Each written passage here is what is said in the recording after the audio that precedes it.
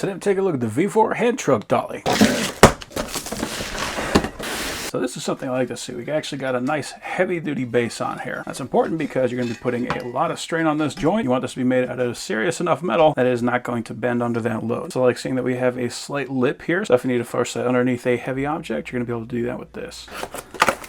So we got our instructions. This is model 2125. It says that that is capable of handling 500 pounds.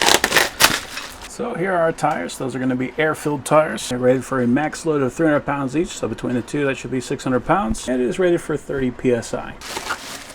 Here is our frame. That is all aluminum. The benefit of that is just that it is going to be light. So if we have to carry this guy around, that's not going to be adding extra weight.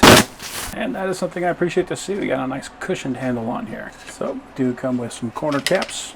And just slide the bottom on. So we got two sets of bolts. We got some socket head bolts and we got some hex head bolts. These are the ones we're going to want to use. And we're going to attach this plate using the same holes that we're going to be attaching the base to. So drop the base, drop in the bolt. And if everything is lined up, that should pass all the way through. So also in the back, we've got some nylon lock nuts. It's great so we don't have to worry about those things spinning off. And we'll do the same thing on the other side. Now we can drop in our wheel shaft, and that is going to use cotter pins to hold it in place.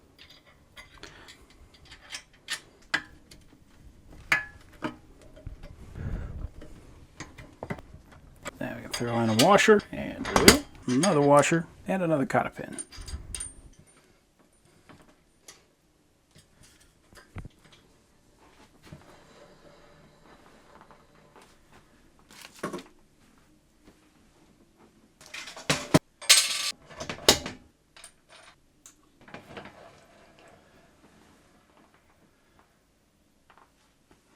And the last thing is throw on the handlebar and bolt that on.